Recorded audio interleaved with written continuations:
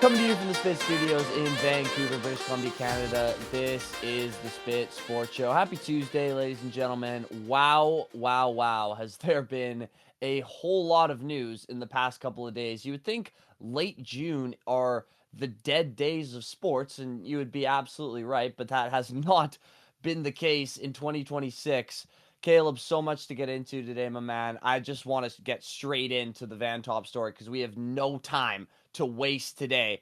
It has been projected for many, many moons now that the Canucks will be taking Caleb Malhotra at number 3. However, the buzz about that has kind of simmered down in the past couple of days. David Pagnotta saying he would be surprised if the Canucks took Caleb at number 3. Cam Robinson saying he's getting the impression that Caleb would prefer being at a different destination. But a thing that hasn't been discussed a whole lot is the Canucks potentially trading down from that number 3 spot. Now, it's been speculated they could trade down from number 24, their second first-round pick in that draft. But as far as the third overall selection, people have kind of chalked in that the Canucks will be making that pick until this was suggested on Twitter the other day. Could the Canucks trade down to number 5 with the New York Rangers while acquiring Alexis Lafrenière, former first overall pick for the New York Rangers, who has had a really good NHL career, not quite first overall capabilities, but Mhm. he's kind of like Elias Pettersson in the way that people see him as a bit of a reclamation project. He has a lot more talent in him than he's shown in his current spot. Now, for me personally, I don't know if this trade holds a lot of water, but I do like the concept of it. Like, sorry to go on for a bit here, Caleb, but I just will say, like, if the draft pick was at number 6, I wouldn't even consider it. Yeah. But it feels like the top 2 guys are kind of in their own class. You got Stenberg and McKenna, at least to me, and then 3 other guys, which are Chase Reed, Carson Karls, Caleb Malhotra, and then you kind of have everybody else. So to me, the top 5 are pretty considerably separated from the rest of the draft. So the number 5 overall pick, you're still going to get somebody pretty awesome. And you're going to get this guy who's easily a top 6 center in the league with upside. He's only 24 years old. What did you think about this trade when I proposed it to you earlier? I mean, I don't love it. I think, like you said, you still get one of those top 5 players, but then you don't get to pick the player you want. I just don't think this moves the needle for me, in my opinion, on the Canucks. I think they need to stick when you're a bad team, and clearly the worst team. You already got unlucky moving down 2 spots. I don't think you need to keep moving down, especially with that early pick. And back to Caleb, if he doesn't want to come to Vancouver, then that's fine too.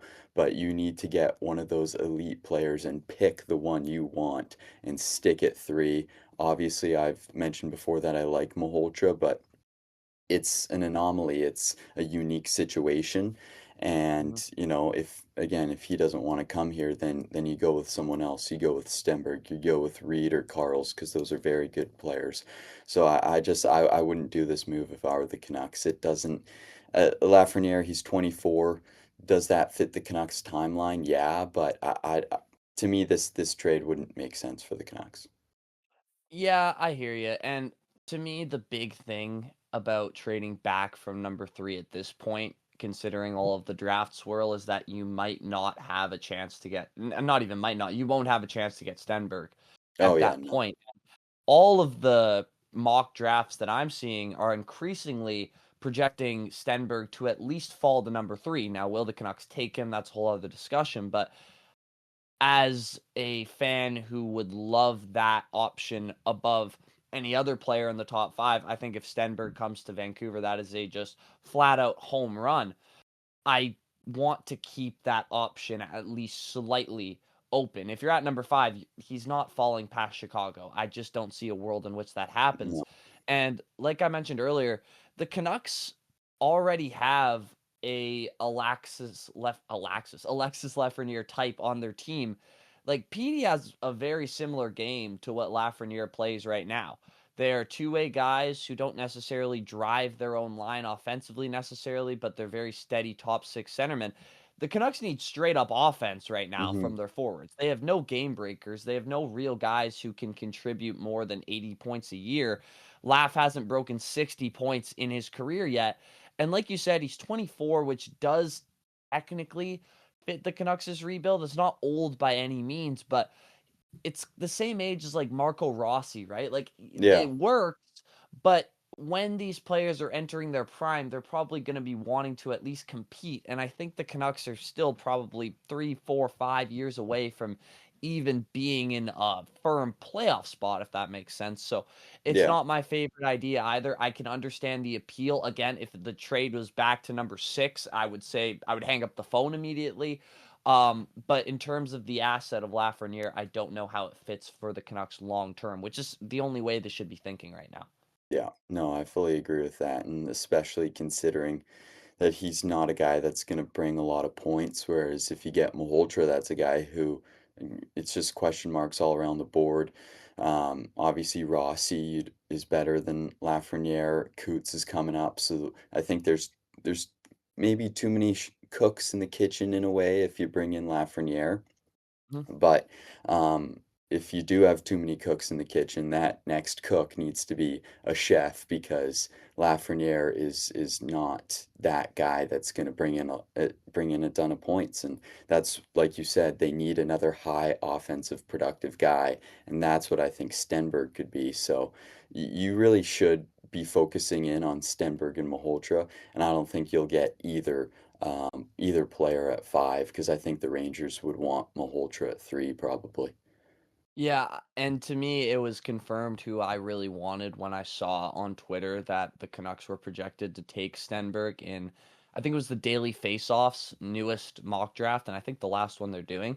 My heart skipped a beat a little bit, and I got really excited, and I got a bit more anticipation for recording this podcast, and everything felt a little bit brighter around me. Like, that's how you know that's who you want. You know what I mean? Just what Hmm. your heart tells you. It's like rooting for a team where you don't have like huge rooting interest, but when someone scores a basket, you feel better about it than when the other team does. I don't know. Yeah. It's just something in your internal sports dialogue in your head that you just love. But we're going to move on to the bigger NHL news. Brady Tkachuk has officially been introduced as the newest Florida Panther. They were doing their press run this morning on McAfee, and they recorded an episode of their podcast, Wingmen. There's a couple of things that I'd love for you to address, Caleb. First of all, Brady said, I made this decision taking Matthew out of it. It wasn't about Matthew. You know how much I love Matthew, but every single time playing against the Florida Panthers, I was like, holy cow, that team's incredible, and they have a chance to win every single night. Also, Brady Tkachuk said like 3 months ago, if not less, right after they lost in the playoffs, that he was fully committed to Ottawa and winning a Stanley Cup and winning as much as he could there, and then apparently requested a trade only 10 days later. Two questions off of that. A, do you believe him that Matthew was not the primary factor in him going to Florida? And two, should anybody listen to the Wingman podcast considering they've spread nothing but misinformation about their individual futures for the past, I don't know, since they've started the show? Well, no, I think he wanted to play with his brother. And to No answer your other shit, eh? question, it's, if you listen to it, they're funny sometimes, but when it comes to the actual facts of things, they're not going to be telling the truth or anything. But that's what you get with athletes nowadays. They're not going to be fully transparent in, oh, they said this months ago, and they're going to say something else a few months later. But Mhm. I think the NHL, just to kind of with Brady here, has a captain Yeah. issue, first of all. There are too many captains, too many leaders who are wanting out. Quinn Hughes, Dylan Larkin, now Brady Tkachuk. And Tkachuk and Larkin were in situations where the team was heading in the right direction. So I think the term of a captain has lost its meaning in a way if none of these captains are going to act like captains and leaders who are supposed to be loyal and supposed to stick with the team. And I think that was Tkachuk here. And you can't have any drama with your team captain. And but for Ottawa, I love this trade because I think they got a lot of value They got the ninth overall pick this year, two more first round picks, a second round pick. I think with this ninth overall pick, you can get another good left winger who can replace Brady Tkachuk. There's a few good options. There's Wyatt Cullen, Ethan Belchitz, Oscar Hemming. I think Belchitz is a good player that Ottawa can fill there. He's a big 6'5", 229-pound winger, so he replaces that size that you lose with Brady. I was Very gonna say the productive. same thing. Fits him Yeah, like a glove. yeah, very productive in the OHL, 39 goals and 59 points in 57 games with Windsor. So I think that's a player that they should look towards. And I think with this, the last two times in the playoffs, this team's gotten more experience. So I think for Brady, it's weird to ask out. Obviously, he wants to play with his brother, and I think playing with him at the Four Nations and the Olympics probably helped his desire to play with his brother. Mhm. But Ottawa's heading in the right direction. They got a lot here. Maybe they should have gotten a player too, but I think if they can replace Kachuk, which I think is possible, then yeah, they're in the right direction and they've gotten good experience. And then for Florida, they've won back-to-back Stanley Cups. Obviously, kind of had a down year this year with all their injuries, but I mean they've got to be the favorites going into next year, just considering with all those guys coming back, and now you have both the Kachucks. And yeah, I think this is a win-win trade overall. Yeah, Florida's got the most insane top nine I've ever seen in my entire life. I mean, their third line could legitimately be the first line on probably like 10 NHL teams. I've never quite seen depth like this. That now they don't have a fourth line signed at all or a goalie signed at all at this point, but they'll figure it out. Yeah, I agree. They should absolutely be the favorites going into next year, especially with the culture that they've built. No disagreements there. Where I do disagree with you is with the Ottawa Senators. I think they did as well as they could have in terms of the return. They damn near got back for Brady Tkachuk what the Canucks got for Quinn Hughes. It's a little bit less, but considering that I think Quinn is in a different universe than Brady as a player, the fact Yeah. that they even came close to that, I mean, full round of applause. Where I disagree with you though is about their future outlook. They have a lot of guys. We were just discussing it about Lafrenière and Rossi and how they're like 24, 25, about to enter their primes. They have a lot of guys like that on that team. They got Thomas Chabot. Tim Stützle is going to look to win pretty soon. Jake Sanderson's an awesome player. Shane Pinto is getting to that point. I really don't know if they're able to hit the full reset button at this point in time and start building through the draft when in the next 3 years they should be looking to capitalize on this quote unquote core. Again, though, the issue with that core that I just mentioned is I don't see the high-end ceiling of these players that they can compete with even the teams in their own division, which is so stacked. Like, do you think Buffalo is even a little bit concerned about the Senators right now? Florida obviously isn't. Montreal is a million times better than Ottawa is at this point in time. Like, they Hmm. are looking up. I understand that. And they have some fun young players. And like you said, that ninth overall pick is going to be someone solid, at least we think. I just don't see the pathway now, especially without Brady Tkachuk, who I think is at least slightly overrated, but still really, really good player, first line winger in this league. Even with that guy in the lineup, they weren't good enough to win a playoff game. And I understand that it was against the Carolina Hurricanes, who barely lost a playoff game their entire run, but that series wasn't competitive and they have to win 4 rounds to eventually, ultimate goal win the Stanley Cup. I see Ottawa in kind of no man's land right now. I think they have some good players, not great players. I think they have some young players, but they're not super young. And overall, they're in a very similar spot to me that they were in with Erik Karlsson before he left, where like they're solid and again, good pieces. They had Mark Stone back then and Mike Hoffman wasn't, crazy Mike Hoffman yet. They had some fun stuff, but they needed that game breaker in Erik Karlsson to just take over those playoffs. And what was it, 2016 when they made it to the Eastern Conference Finals Yeah, and against put them on Pittsburgh. their Yeah. back? Right. They don't have that guy in Ottawa.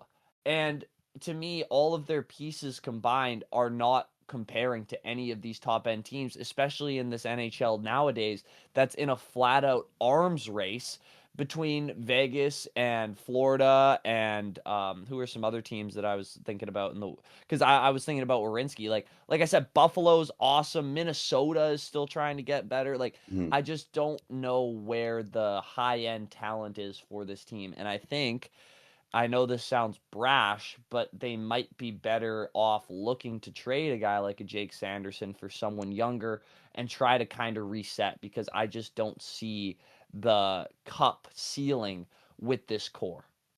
Yeah, no, I mean, I'd agree with that, but then I would also say that they were in the same position when they had Tkachuk. So now they kind of have this outlet of, well, if things go very south or they just don't view the potential with this roster, they could full on go into another rebuild if they want because, they have picks for the future. So, like I Yeah. feel like they're in a position where if it goes good, you can roll with that, and if it doesn't, you can roll with that as well. Yeah, they're Um, flexible. I'll give you that. but like they had no choice in this situation. Kachuk didn't want to be there, and I mean, trying to keep a player who doesn't want to be somewhere is just never a good idea in my opinion because that guy's just going to end up leaving. So that doesn't result in championships either. So considering they weren't in a position where they had much control and how much they got, I think it worked out well considering the situation for them. No, fair enough. They're between a rock and a hard place. But I, again, this maybe has more to do with the Ottawa's roster construction as a whole and less to do with the recent news of the Brady Tkachuk trade. I just don't understand the long-term vision right now. But I do want to pivot back to Florida for a second because, like I said, they don't have a goalie signed. And there happens to be an American born goaltender on a Canadian NHL team right now who is not the happiest camper in the world considering how his squad performed last season. If Florida gets Connor Hellebuck, Caleb, I think we just canceled the season. And it seems as though the holdup in this potentially happening is that Florida won't add in Anton Lundell. And at a certain extent, I understand that. He's an unbelievable two-way player with high offensive upside that I don't think has even come close to reaching a ceiling yet, and he's already a Stanley Cup champion. But there is no bigger win now team, maybe in the history of hockey, than the Florida Panthers. Barkov isn't getting any younger. No. Brady Matthew is going to be 33 by the end of his contract. There, Sam Bennett is getting no younger. Sam Reinhart is entering his 30s. Like, this is a team that needs to win as many Stanley Cups as they possibly can over the next 3, 4 years. I understand that Anton Lundell is awesome, but like I said, they already have the best top nine I've ever seen in my life. Getting rid of one of those pieces is not going to change the fact that they're going to be relentless on the forecheck. I think that they should go for this full on, break it away. What would you think if the Florida Panthers were able to get their hands on Colin Hellebuck? And do you think it's realistic? I don't fully know if it's realistic, but if they got Connor Hellebuck, I mean that would be like the Rams of the NHL essentially. Like this Yeah. is a guy who is the best goalie in the league. Wasn't last year, but obviously the year before he was the Vezina and the Hart Trophy winner. I mean, as a goalie, that's quite hard to do. A guy who's clearly been the best in the regular season, struggles in the playoffs a bit, but now you get that experience with the team around him. All those guys, most of them have won two Stanley Cups, and a lot of them have been to three Stanley Cup finals. So I think that would help him come playoff time. And then in the Olympics with the States, he was clearly their best player by far, got them the gold medal. So I think he's kind of gotten that confidence in clutch times. And then along with Florida's experience, I don't see how they wouldn't win the Stanley Cup if that happened. But in terms of realistically, I don't think that'll happen. I just don't think Florida's going to want to give up uh, a lot again for another player. Like two huge trades in one off season is a lot for a team to recover from because it would be such a failure if they didn't get a cup out of it. Yeah, it would probably be Lundell and a first and a second or something like that for a Connor Hellebuck who is getting up there in age. I don't quite know what the package would be, but I'm sure it'd be Maybe more somewhere than in that that. ballpark. I don't know, man. Especially coming off of a down season, and if it's a similar thing to Tkachuk where he kind of forces his way out, maybe. Lundell is an awesome player, and I don't know how many first round picks Florida has left to trade. I know they don't have any of their picks until 2030 at this point. So, anyways, Yeah. we'll move on to a trade that actually did take place yesterday because I have a lot of sickening thoughts about this. I got to be honest, I'm pissed. Giannis Antetokounmpo, after it was rumored for the past 2 months that he was going to either the Heat or the Celtics, ends up Yeah. being traded to the Miami Heat for a bunch of players and a bunch of draft picks. Caleb, I'll let you start with this, my man. When this came across your desk, what were the first things that came to mind? Well, first of all, it's revealing that it's nice to know that this is finally over. You mentioned it's been months, but I feel like this trade talk with Giannis and wherever he's going to go has gone on for years. Yeah. I view it three ways, though. I view it with the three teams involved, and I am going to say Boston, even though they're not involved in the trade. I think it's pretty much a win for Milwaukee, but a loss for Boston and a loss for Miami.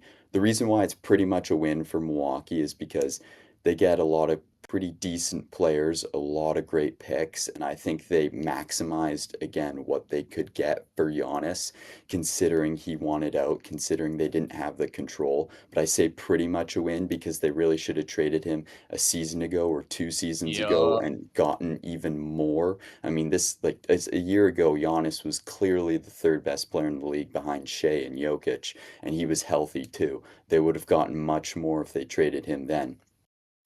It's a loss for Miami because I just don't think this like moves the needle for them. I think they're a play-in team now. They're maybe a playoff team. Like when I look at the East, are they going to be able to compete with New York, No. Detroit, No. um, Boston even, No. Cleveland, Toronto? I mean, this is Maybe.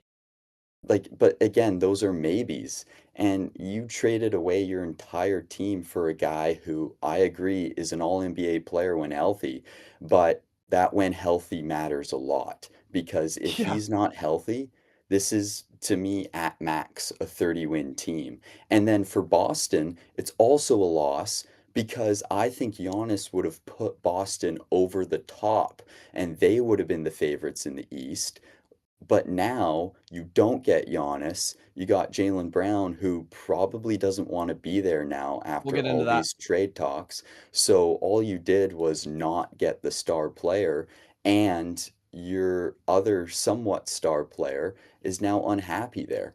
And I really thought he was going to go to the Celtics. I really thought that's where he was going to go.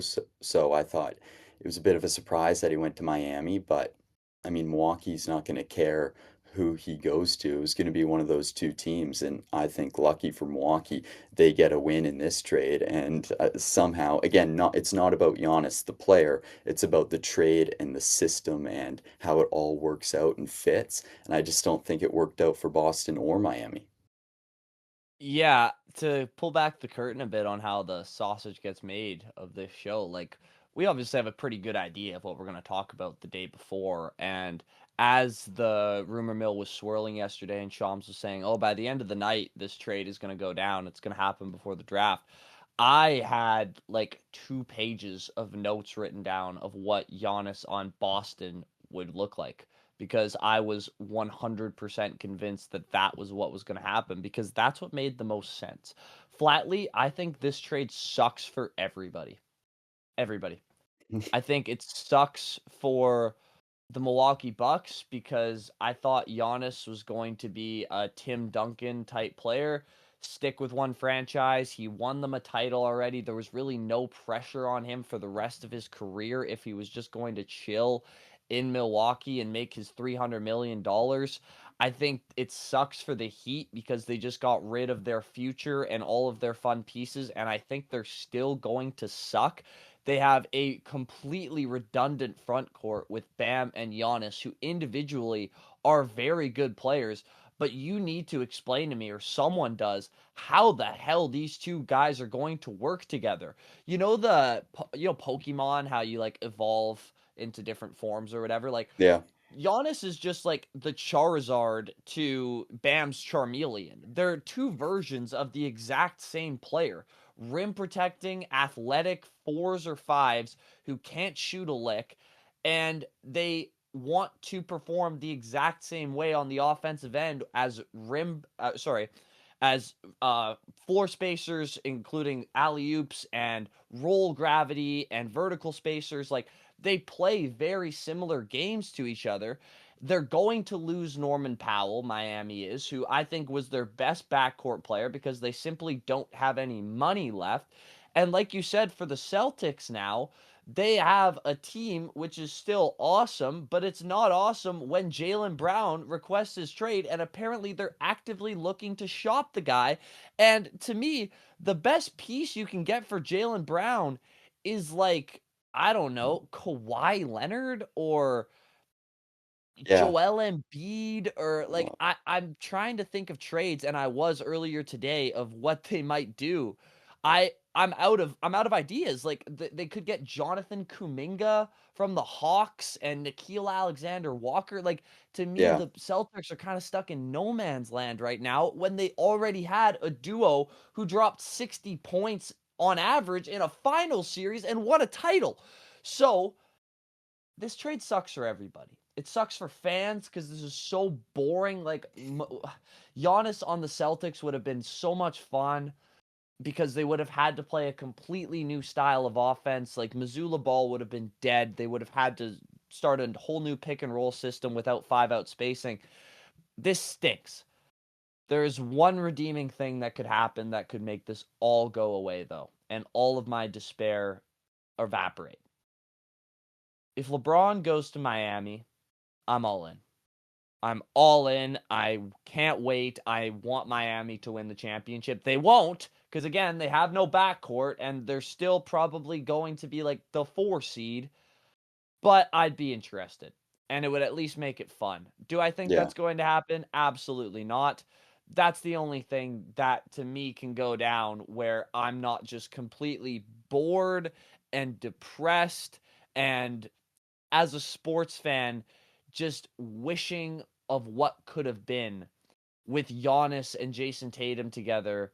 Or, as was reported, apparently Giannis would have signed long term in Minnesota if he was traded there. Giannis and Anthony Edwards, Yeah. that's awesome. I Yeah. want to watch those two play basketball together. To me, this is just Milwaukee South in Miami, and it makes me angry. I mean, like you said, Miami's got no money, so I don't think they're going to be able to get LeBron because LeBron He's got does to take want, like the minimum or a veteran and exception. he's already said he doesn't want to do that. I Because know, he's I been know. asked about coming to Cleveland, where he would also have to do that, and that he's mentioned, and that's, he's still a very good player, so he doesn't have to take the minimum. But yeah, for Milwaukee, I agree. It's not the hugest win, but I feel like a lot of these things we already knew them years ago, honestly. Like, obviously, you want him to be that Tim Duncan player who always stuck around in Milwaukee, or Tim Duncan always stuck around in San Antonio, so you always wanted Giannis to kind of be like that in Milwaukee, but that just wasn't going to be the situation. He's showcased his want to leave for years, and so I think Milwaukee's known this for a while, and they did the best they could in this trade.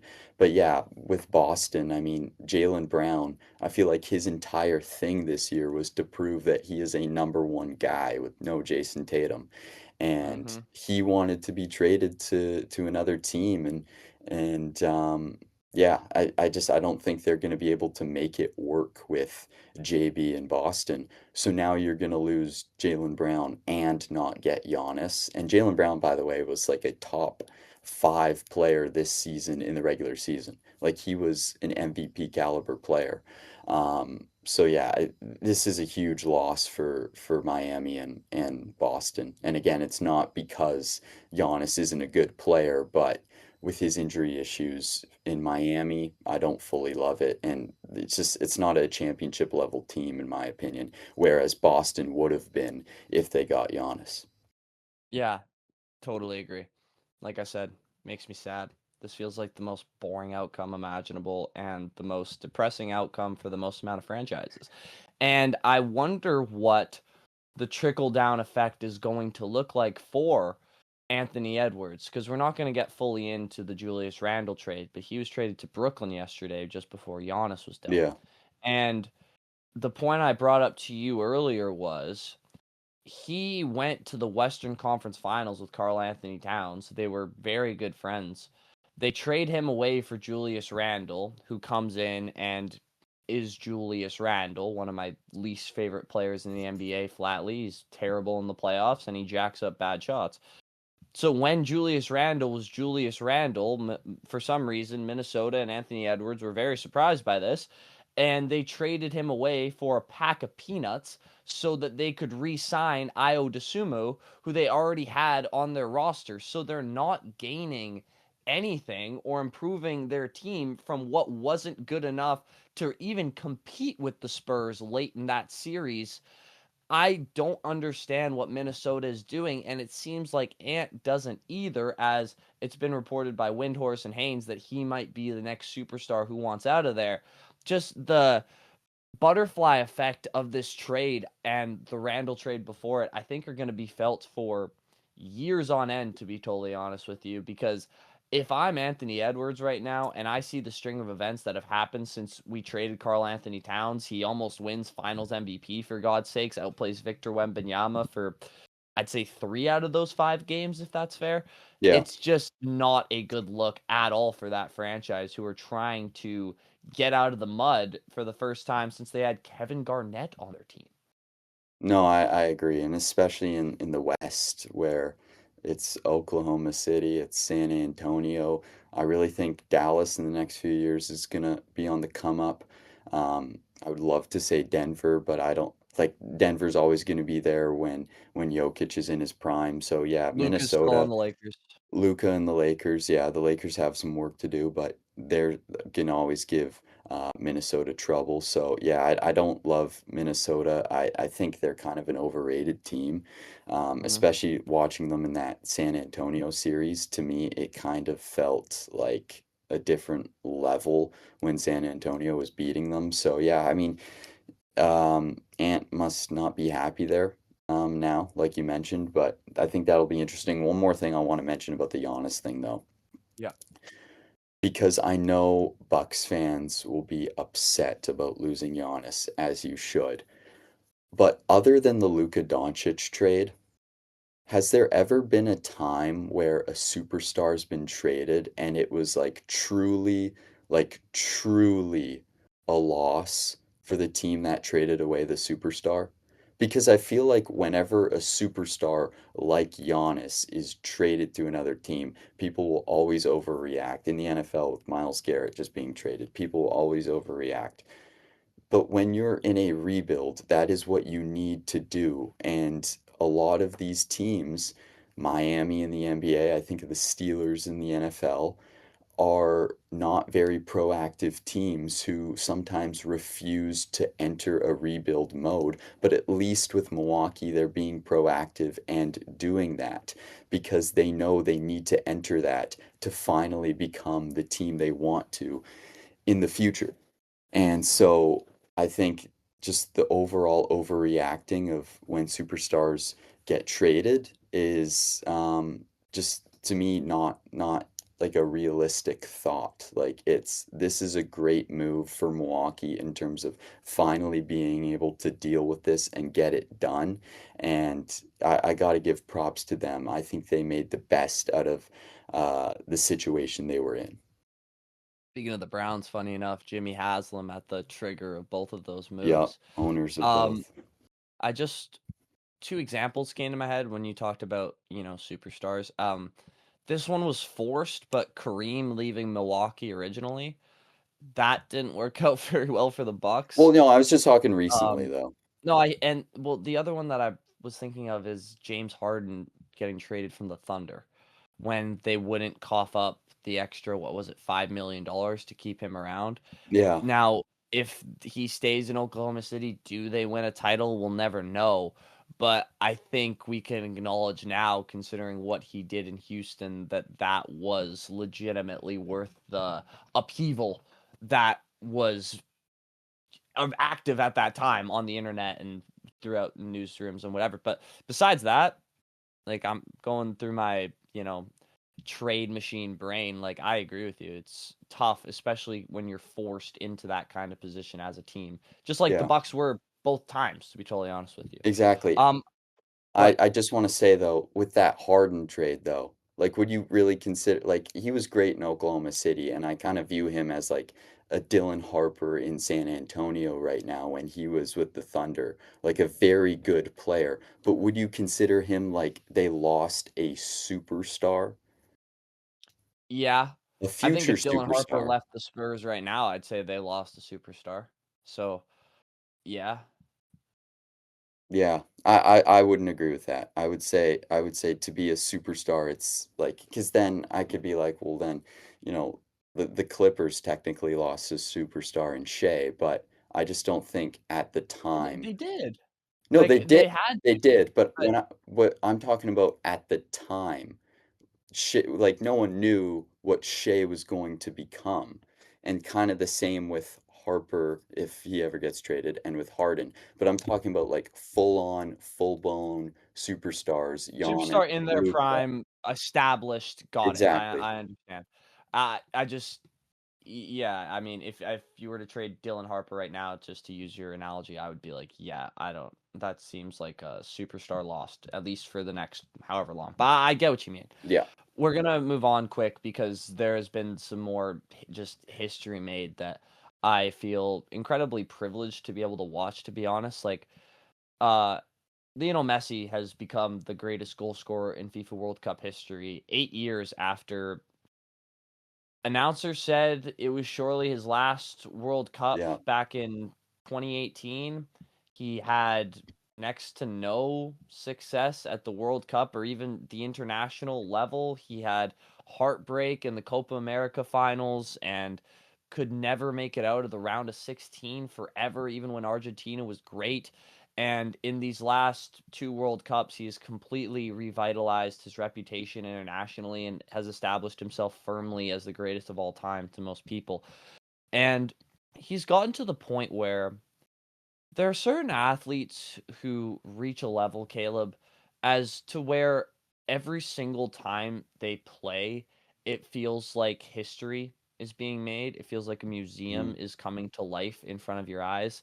Like LeBron is at that point to me. He's been the all-time leading scorer for like a year and a half now, and he's still at a high level. Like every time LeBron James is on TV, I feel like it is an absolute privilege that I get to watch him play basketball. yeah, Tiger Woods after about 2011 when it was established that he was the greatest of all time at that point. Like every time after his back surgeries and obviously the million controversies, which we don't have to get into, but every time I watched him tee it off, I was like, goodness gracious, I get to watch Tiger Woods play golf right now.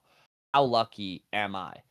It's like a Hall of Fame bust came to life like Frosty the Snowman, and you get to watch in front of your eyes right now in this current moment what people from 100 years from now are going to be talking about in the barbershops yeah, about how great Messi was, about how amazing Tiger Woods was in his prime. And Lionel Messi has reached that point to me. It feels like every time I get to watch him on the World Cup stage, or damn, even in MLS these days, it just feels like I get a glimpse into history. He feels inevitable every time he's on the pitch. It feels a bit like Ovechkin's one-timer, watching him create space in the box. Like yeah, everybody knows where the ball and or puck is going. Like there is no secret as to what the Washington Capitals are trying to execute on their power play. They're trying to get it cross crease to Ovechkin. There is no secret what Argentina is doing every single time they possess the ball in the offensive end. They are trying to find number 10 in a scoring position. And it just somehow works out every time nonetheless. That's just what the GOATs do. They just find a way, and even now at 41 years old, he looks like the best player in the world, and I understand Mbappe was amazing yesterday, and Haaland's great, and there's no shortage of incredible football players. I want to make that perfectly clear. But this Yeah. guy, to me, as admittedly a casual soccer fan, has entered a level that very, very few men have ever been able to enter. And it is a privilege and honor as not only a sports nut, but a history buff to be able to watch this guy do what he does on the pitch, Caleb. I don't know if you had similar feelings, but that really felt historical to me.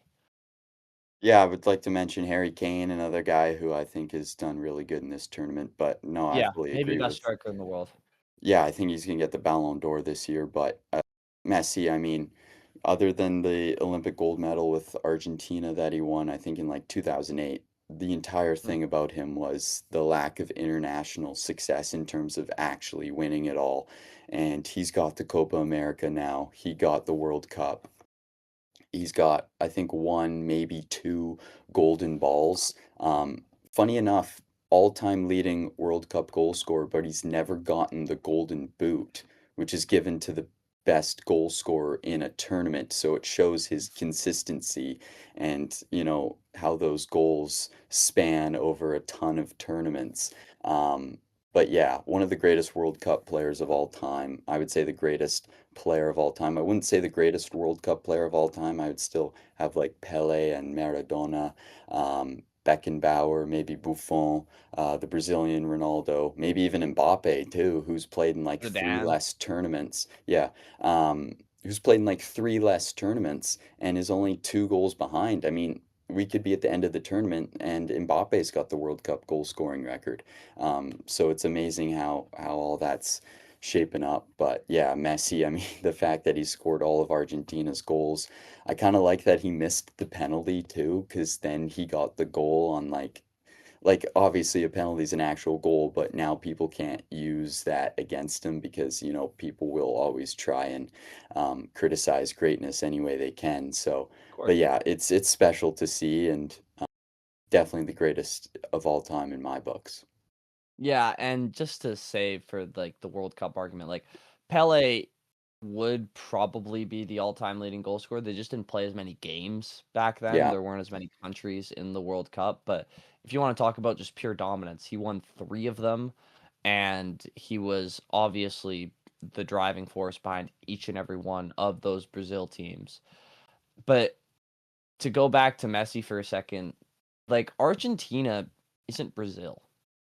Brazil is the best football nation in the history of the world. Argentina is a pretty secluded island off the coast of Mexico. Like, this is not a football powerhouse in terms of. I understand that Maradona got it done with them back in the day, but dude, dude, this dude, dude, it dude, dude. Sorry. what? What? This Argentina is not an island and it is nowhere near Mexico. You Is cannot it put not? that in there. No. I'm looking at a What do world you mean? map right in front of me Look at a too. world map. Yeah, it's right in front of me, bro. It's not an We're island. It's keeping this in. okay. Okay. Argentina. Hold on. It's pretty much an island. It's right at the bottom there. Look at that, how much ocean there is in between it and Chile and Uruguay. There's no You ocean there you know though. what? You know something about you? You take geography so I do. personally. Like, whenever I somebody do. gets, something wrong about like, you just said and stopped the podcast, like, I just said something racist or, like, something that needs to be cut in terms of, like, this could end my career. Bro, it's an isolated place in South America. The fact it isn't an island doesn't change my point. No, I get it. Stop, bro, stop the pod. Just for context, Someone what is was going the to get hold on. mad at that Time out. if Okay, if they and saw listen, it. I appreciate the correction, but there's no way we need to pause and cut that out of the podcast. It was a dumb moment of geography. So what? It's an isolated spot and it doesn't change any of the points that I was making. And second of all, just to add context to this, What was the thing you got really, really pissed at me for? It was something about, like, an airport in Africa that I didn't know or Oh, no, something no, like no, that. I remember this specifically. Great. It was it was El Paso, because when Jake said, "Oh, there was something in El Paso," and you were like, "Oh, is that in Mexico?" And I was like, "Oh no, it was in Texas." But the reason why I was so surprised that you didn't understand that was because we were talking about Breaking Bad the day of, which obviously El Paso is a huge deal in that show, and it's in the States. El Paso is not a big deal in that show. What the hell are you talking? I've seen That's where that show Hank is 4 or trying to 5 times, bro. that's where Hank is trying to work out of, and then That's it's a always like big El part of the Paso, show to you? kind of, yeah. You're such a nerd. Like, seriously, who cares? Like, I'm dead serious. When you said, "Oh, stop, stop, stop, stop, stop, stop," I thought I said something, like, awful. I thought this was, like, career ending, like, cut the podcast. Bro, I didn't know that Argentina was, like, at the bottom of South America. I thought it was an island by South America. And I clearly it's not off the coast of Mexico. I apologize, but like, dude, it's not. I'm not trying to offend anybody here. Like, it's not No, that deep. I'm just saying, I don't understand why you're so like uptight about geography. dude, if you think I'm uptight about it, you should see some other people's opinions on it. Because it's this entire thing of like Canadians and Americans don't know about geography. And I'd so I say feel I like know we more get, about geography than most people. I obviously, I'm not a geography podcast, so I don't have to know everything. But whatever. but I just feel like You us as good. North Americans get a bad rap when it comes to that stuff.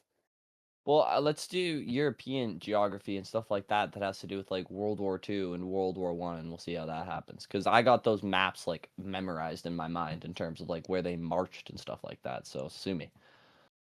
Yeah. Not a geography podcast. We don't have to cut it. Thank you all so much for watching. As always, I want to know, did you know where Argentina was on a map? What do you think about the Canucks' pick coming up? The NBA draft is tonight. If we get this posted in time, drop what you think is going to happen there. Thank you all so much for watching. As always, the Spit Sports Show just hit over 445 subscribers. Some big things happening on this channel. And as always, we will see you all in the next one. Peace out. I love you guys.